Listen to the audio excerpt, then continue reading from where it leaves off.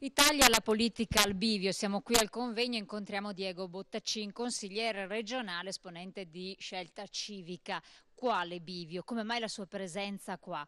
Insomma, Scelta Civica crea nuove alleanze, nuove opportunità. Che cosa si sta muovendo? Spieghiamolo ai nostri telespettatori.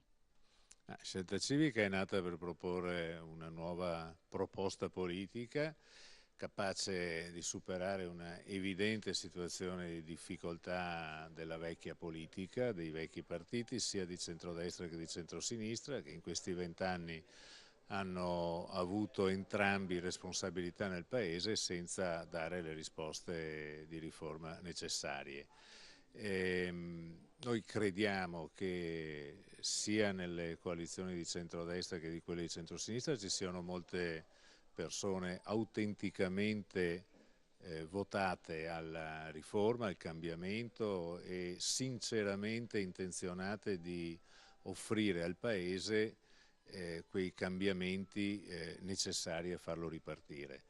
Entrambi gli schieramenti però oggi sono guidati entrambi dalle fazioni più conservatrici ed è il motivo per cui il Paese è bloccato nonostante quello che abbiamo vissuto negli ultimi anni, nonostante l'esperienza di Monti che ha fatto alcune riforme dolorose e necessarie, le uniche che sono state fatte negli ultimi anni, e adesso siamo di nuovo alla paralisi, alla stasi. Scelta Civica ha questa missione, quella di mettere insieme tutti coloro che davvero vogliono cambiare il Paese.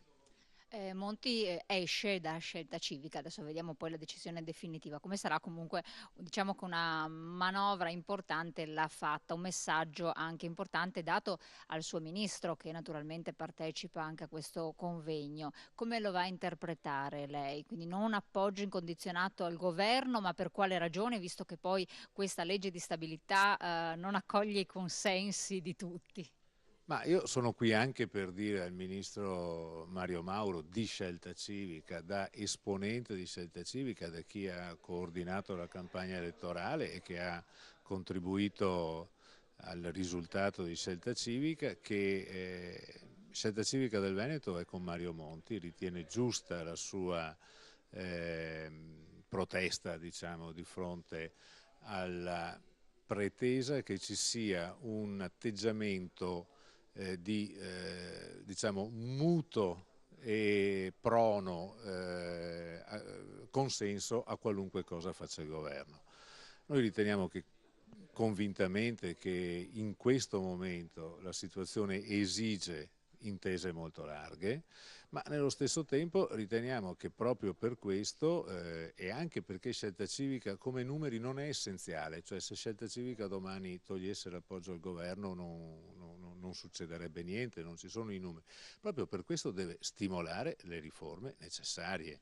Allora, la legge di stabilità, a giudizio di molti esponenti di Scelta Civica, cito Zanetti, che ha calcolato quali sono le nuove tasse tra quelle, diciamo, mascherate e quelle posposte l'anno prossimo, ma cito anche Beppi Bortolussi della CGA di Mestre, che di solito ha analisi molto puntuali, non rappresenta quella svolta che Enrico Letta, richiedendo la fiducia 2 settimane fa, il Parlamento aveva annunciato. Non lo rappresenta nei numeri oggettivamente. Noi riteniamo che Scelta Civica debba dirlo con chiarezza e debba stimolare i propri ministri, i propri parlamentari nell'azione adesso di approvazione, di stesura definitiva della legge di stabilità, di chiedere al PDL e al PD di sospendere la guerra fredda, sono al governo insieme, di mettersi insieme per lasciar stare i conservatori che ci sono in entrambi gli schieramenti ed affrontare con più coraggio queste manovre. Questo è il senso, questo è il motivo per cui c'è Scelta Civica, altrimenti non avrebbe ragione di esistere. Ma allora una scissione interna anche qui? Ma perché? No, è un dibattito interno che ha sicuramente provocato anche una reazione, diciamo, drammatica, perché Monti è il fondatore del partito, ma che deve servire a chiarire in maniera definitiva qual è la linea e quali sono gli obiettivi, le ragioni per cui Scelta Civica è in campo.